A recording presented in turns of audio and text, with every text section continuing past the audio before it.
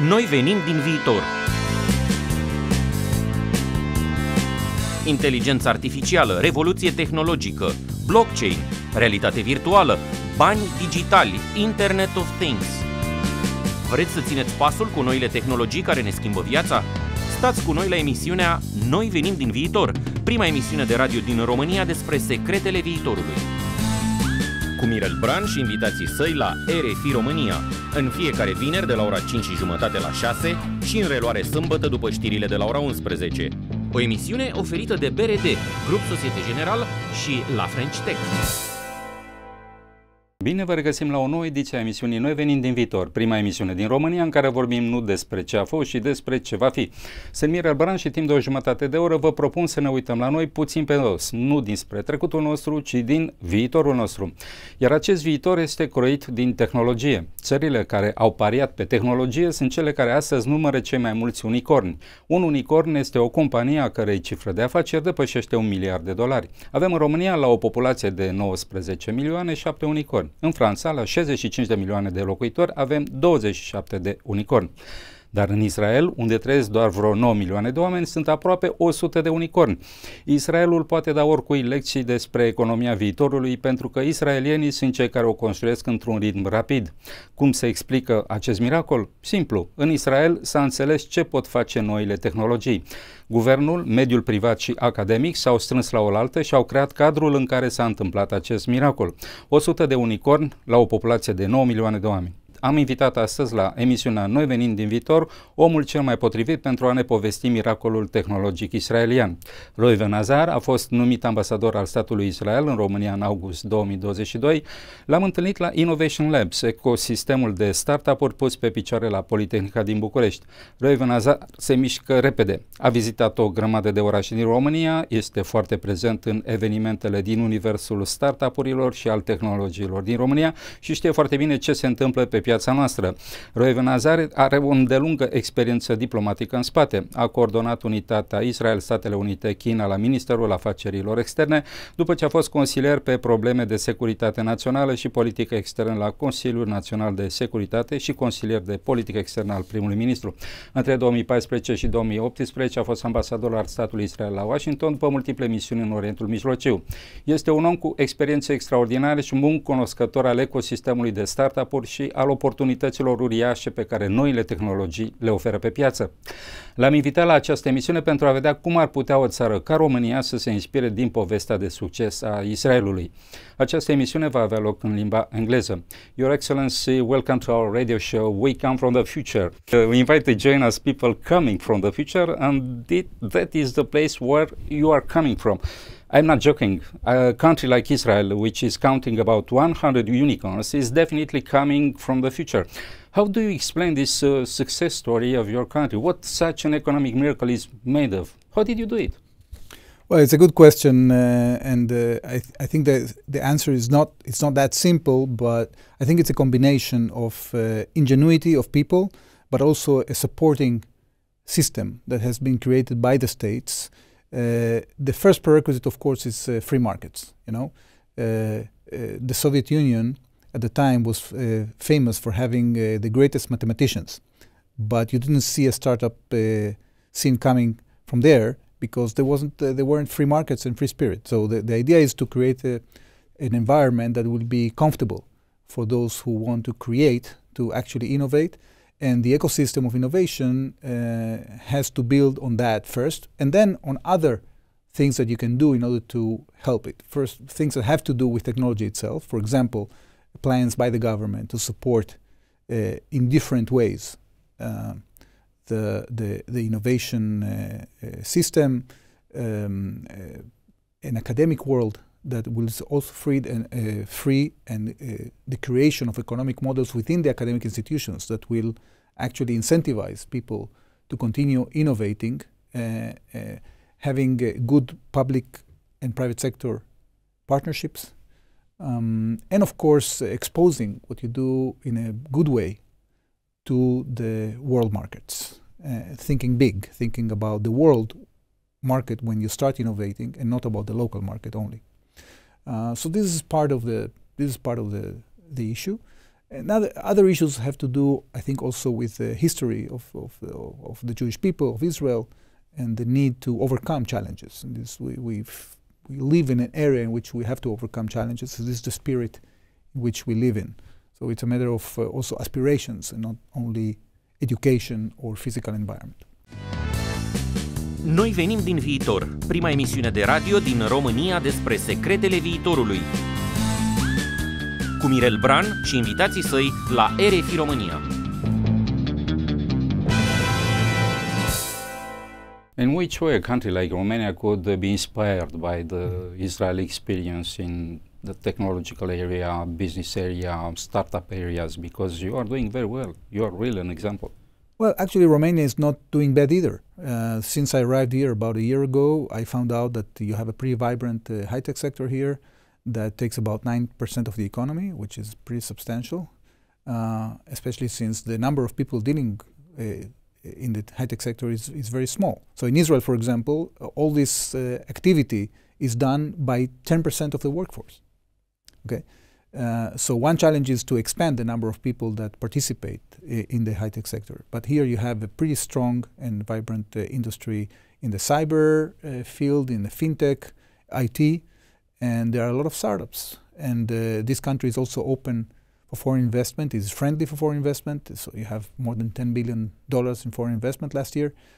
Not all of it is in high-tech, but it means that people feel comfortable doing business here, and that's very important.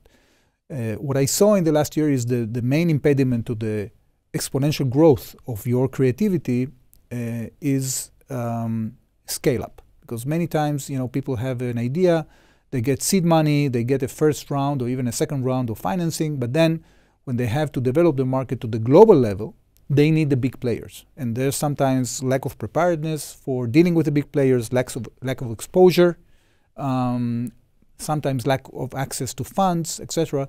So these are the things that we started building a couple of decades ago in Israel. And today, I am looking at ways of how to bring Romanian startups to cooperate with Israeli startups and Israeli companies that are interested in investing. So we just have an example for, I think, 2 or 3 days ago in which a big Israeli company bought a Romanian startup. But this doesn't have to be necessarily in the purchasing side. It can be also in a way of creating innovation at the local level. We've been in touch, for example, with the municipality of Oradea in creating innovation hub over there. I am in touch with a cluster, innovation cluster in Cluj. We're trying to see how we can get the ecosystems here to cooperate with the ecosystem in Israel to try to inspire each other and learn from each other how to advance our common interest in the business. What would be your advice for the young Romanians who are building startups all over Romania now? It's really a very interesting moment to see in Romania. But what would be your advice to these young people building startups and dreaming about conquering the world and changing the world? They have all this ambition. Well, first, look, I'm a diplomat, not that young, so I don't consider myself as somebody that can be a mentor for young entrepreneurs. But what I can say is that I'm hearing from other Israeli entrepreneurs their impression from what's going on here. What the Israeli entrepreneurs told me is that sometimes people here don't dream big enough. You graduate from a university with a very good degree, from the Polytechnic or another university. You want to get a job with a good, decent American company that will employ you for a good salary. Okay, this can be very appealing. On the other hand, this can be very dangerous. Especially, it can kill your dreams if you want to start your own company, your own startup. When you have this startup, the question is, how big are you thinking? Are you thinking local market? What entrepreneurs are telling me, that's a mistake. You have to think about the global market and how to get to the global market. In this field, there are people that have the experience, and one of the things that are key for startups, this is what I heard, is that they have to expose themselves and not to be afraid of opening up, because sometimes, you know, you have an idea, you're afraid that somebody else will take the idea, you share your idea with others, you interact, and then you might find yourself without anything. Well, they're saying, you know, you have to do it anyway, because if you don't interact with people and you don't share your dilemmas about your ideas and you don't speak with the people that have the experience, at the end of the day, you won't reach very far. So this is another piece of information that I heard. But generally speaking, I think people, it's very important to show self-confidence, because the academic institutions here in Romania are excellent, and always the top echelon of the people that graduate are fit to aspire to the top. I'm hearing from Israeli developers that are employing engineers here in Romania that the Romanian engineers are not cheap, but they are very good. So I think that there's a lot potential, and you have to believe in yourself. That's the key. Noi venim din viitor, prima emisiune de radio din România despre secretele viitorului. Cu Mirel Bran și invitații săi la RFI România. You had the occasion to travel to Romania to feel a bit the country. There is almost a year since you are here. What's your feeling about this country? Well, my sense is that Romania is about to do a big leap forward. I think that what happened recently with the war in Ukraine, on the one hand, is very challenging, but on the other hand, I think has brought some stability to the political system here and some consistency to the policies. And the fact that Romania now is capable of take a better advantage of the European funds is very important, because this will bring about development of infrastructure, about digitization. So when you put this phase on the things that you already have as assets, the fact that you're a safe country, the fact that you're a member in the EU and in NATO, I think this will finally give you the leap forward that you need. Because, you know, frankly, Romania was lagging behind a bit. Countries like Poland and others that were developing a bit faster. But now I think that you have a chance to close the gap. And this is a very promising stage for foreign investors. Israeli investors are looking very favorably at Romania. I discovered when I arrived here that, for example, in the solar energy field, there are huge investments from Israel. Actually, the biggest solar fields now for energy generation, solar energy generation, are built by Israeli companies. So they consider Romania as a very safe place. And I'm sure that after these infrastructure projects are being built, this will revolutionize the development here, because today Romania is a kind of an end market. If you want to bring, it's not a transfer country. Once you develop Constanța and the roads to Europe, Romania will use the potential, and I think will become a hub, a commercial hub. And that will bring a lot of business to Romania. It will increase the profitability of producing in Romania. Because imagine if today you produce something and then it gets stuck a week in the border with Hungary, it brings down the relative advantage, or it brings up the cost, and it reduces the chances that people will want to not only produce here agricultural products but also finished products. So I think this combination of the finalization of the infrastructure projects and the adherence or entering into Schengen, this will bring a huge boost. So now it's the right time to enter. After you've done the leap, it would be too expensive to enter. So I think you're in the right moment. There is a long history in the relationship between the Israeli state and Romania. There are a lot of Jews family from Romania that migrated to Israel many years ago. And I discovered years ago that some of their children came back to Romania because they are still attached to this country and invested here, and they are living here. And I was very surprised to see all these people coming back in a way. Right. What's the temperature of the Romanian-Israeli relationship right now? Because there is a big story behind it. The relationship, it's a huge story. It's very wide, very deep. We have about 400,000 Romanians that emigrated to Israel, but they, proliferated. Now we have between, I don't know, almost even 1 million Israelis that have some kind of Romanian connection. Okay, and that's out of 10 million. So imagine it's a quite substantial part of the population. In the first look, I have to be frank. The first generation where Romanians came to Israel, they didn't want to look back. Okay, they had traumas of the Holocaust. Many of them, were mistreated under, the fascist regime here. They were oppressed under the communist regime.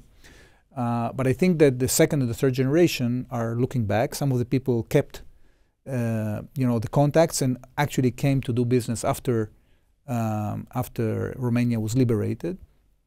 And we have some traditional investments that came here in traditional industry, in the food industry, some of them by families that are from Romanian origin. You have here Shlomo Sixt, for example, the rental. They have a pretty good share of the market. They are originally from a Romanian family that created the business in Israel and then came back to do business here in Romania as well. There is huge investment in real estate. So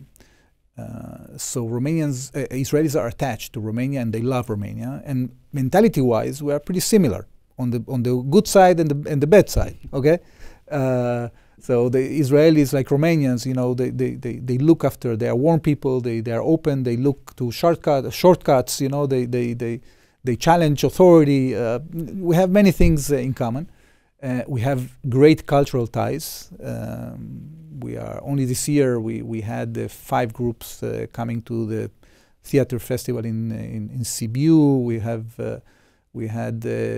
We brought a band from Israel, Meyumana, for our 75th year celebration. We are also celebrating 75 years of uninterrupted relations between Israel and Romania, because Romania was the only country in the Eastern Bloc that didn't cut relations with Israel during the communist period. So we are bound together in many ways. Noi venim din viitor, prima emisiune de radio din România despre secretele viitorului. Cu Mirel Bran și invitații săi la RFI România. You are bringing in Romania your expertise, your experience. You are building a lot here. What gave Romania to you? What Romania brought to you? That's a great question, because Romanians built Israel. The best doctors, they are disciplines in medicine that were established in Israel by Romanian doctors that studied here in the universities here. Our defense industry, Elbit, which now has 4 factories in Romania and is building the 5th one, was established in Israel by Romanians. So Israel was built by Romanians. So the fact that this is the case now, it gives us a chance also to share experiences and to benefit from each other in many ways. So one example that we are bringing back now as a result of the experience that we gathered in Israel is in the field of purified sewage water. There's a challenge with water now around the world because of the climate change, and Southern Europe is getting dry. So the question is what you do about it. One option is to get more water resources from the north and bring them south. But this is very costly, and the European Union is not enthusiastic about it. So what can we do? In Israel, we had to solve it because we don't have any new water resources. So we had to use our sewage water, purify it, and use it for agriculture. So we do that. We irrigate 70% of our crops with purified water. This is something that maybe can benefit Romania as well, mainly in the parts that are drier. And we're trying to share this experience now. There are many things that, of course, we can do in terms of adapting crops to the drier conditions. So cooperations in the field of, species of wheat, or in continuation of the irrigation systems, etc. Another field in which we are trying to cooperate, which can be also very very beneficial for us, is to be part of the digitalization process that Romania is going through. You know, you have a cloud tender for the government. That's very interesting for Israeli companies. You have to digitize your health system. This is something that is very interesting for us. So we've been doing some of that at the local level. We hope that this will be done also at the national level. So there are many, and in each one of these fields we have people that speak Romanian. So, for example, when we had last week an interministerial delegation to learn about this use of purified sewage water, the senior deputy director of our water authority speaks fluent Romanian. So it's much more easy to bond culturally and mental-wise. You yourself speak a bit Romanian, and there is almost a year you are here and you are learning. Can you say just a few words here in Romania? Am început învățat românește din un an și am înțeles puțin și vorbesc puțin, dar este foarte dificil conduct interviu în românește, dar am înțeles majoritatea din teme că ascult din dumneavoastră. Very good. I'm very impressed. Let's talk a bit about you yourself. I mean, there is an alchemy behind the man you are, because if today you are an ambassador, it's because in your past things happened that brought you here. So what's your personal alchemy? How did you become an ambassador, and what do you like to this job? Because you are passionate about what you are doing. Yeah, I'm sure passionate. You know, being an ambassador or being a diplomat in general is very interesting, because you have an advantage that not many people have, is to be exposed to different parts of society. You know, usually when you live a day-to-day life, you have a limited span of people that you interact with. In your neighborhood, in your building, in your education institution, your larger family, people you communicate in work, but it's pretty limited. When you are an ambassador or a diplomat, you can interact with all people from different paths of life in each of the fields that you deal with. So it gives you, first of all, a chance to meet interesting people, and to cooperate with them, and to interact with them, and to bring different societies from both countries together. So it enriches your life very much, and it gives you an added value that you can contribute to the development of relations of the economy in a way that most people don't have a chance of doing. So it doesn't make you rich, but it makes you rich intellectually, and also compensates on the personal level. So I had the privilege of serving, first of all, in my neighborhood, in the Arab world.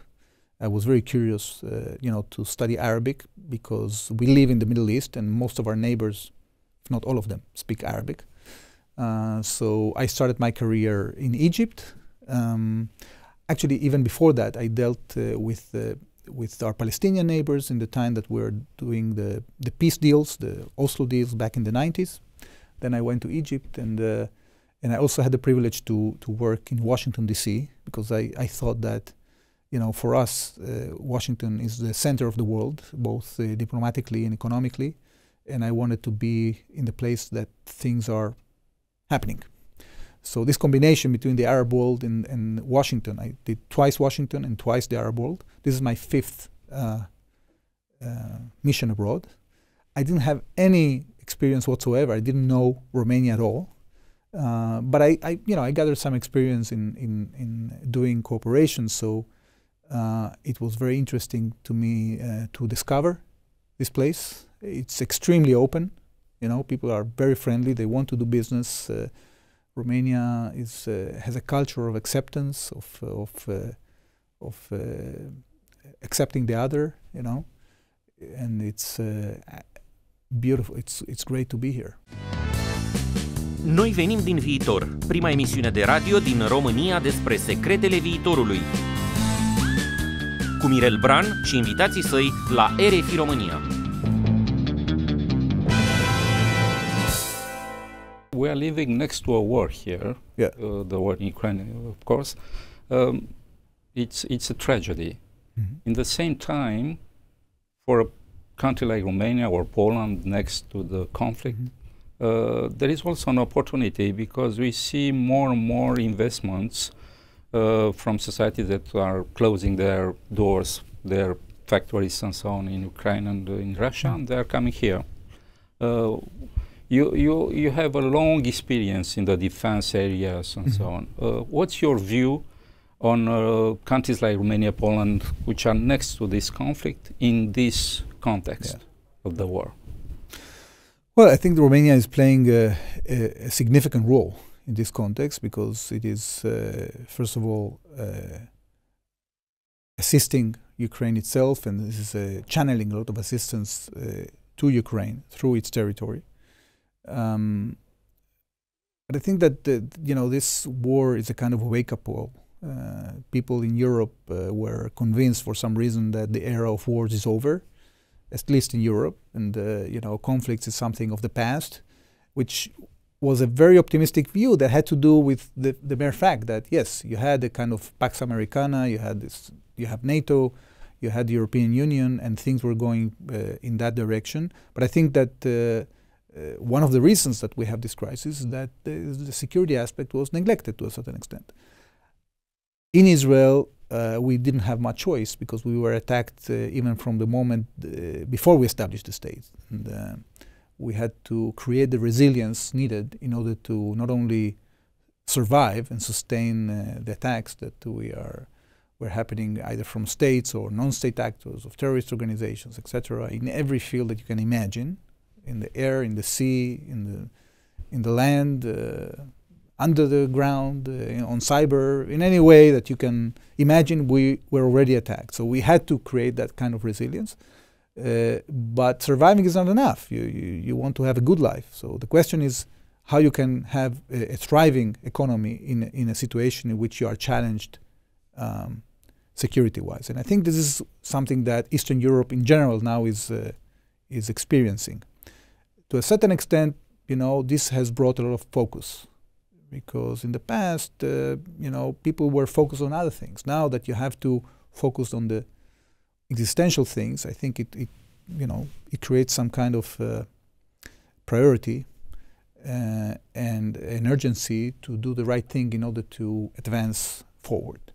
We really reached the end of the interview. Just a quick question, Your Excellency. If you had a robot able to do all the work for you and you would have all the time in the world for you, what would you do? Well, I would use the technology to do even more. These technologies are tools for us. I had an example. Last Friday, I had to send an urgent nota to the Romanian Foreign Ministry. Okay, and the text I had was brought to me by paper. So now there is a technology that can scan the paper and translate it immediately. And you don't have to print it down. So this is a simple tool. But I think that you can use those tools and you can use AI to achieve even more than you achieved in the past. So the question is how to learn to use the technology for your benefit as much as you can. Sometimes I feel that I'm a kind of a dinosaur, that I'm not updated with all the technologies, so I'm trying to learn as much as I can. And I think we all have to be open to this new world, to try to see how we can leverage it to the interest of our societies. Yes, a very nice conclusion. Excelent, să vă mulțumesc că ați fost cu noi la RFI România. Dragi ascultători, l-ați auzit la emisiunea Noi venind din viitor pe Reuven Azar, ambasador al statului Israel la București.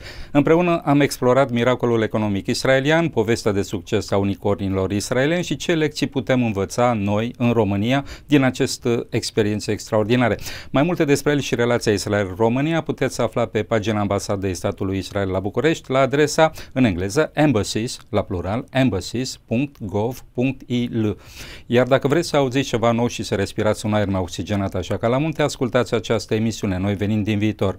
Pentru că viitorul pe care îl imaginezi mâine este aerul pe care îl respirați. Această emisiune este acum accesibilă și în podcast și pe canalul de YouTube Eu vin din viitor Mirel Bran. Dați un click, abonați-vă și aflați din ce se fă cu viitorul ca să înțelegeți ce căutați în acest prezent. În ce privește viitorul, treaba asta așa, ori ne omorâm unii pe alții într-un război nimicitor, ori construim împreună ceva atât de frumos încât poate bate orice ficțiune. Treaba asta o hotărâm împreună, dacă viitorul va fi o poveste sau ruina unui vis. Sunt Mirel Bran și vă aștept vinerea viitoare de la 5:30 la 6 și în reluare sâmbătă după știrile de la ora 11. Să auzim de bine și stați liniștiți, noi venim din viitor și totul e ok. Noi venim din viitor, prima emisiune de radio din România despre secretele viitorului. Cu Mirel Bran și invitații săi la RFI România. O emisiune oferită de BRD, Grup Societe General și la French Tech.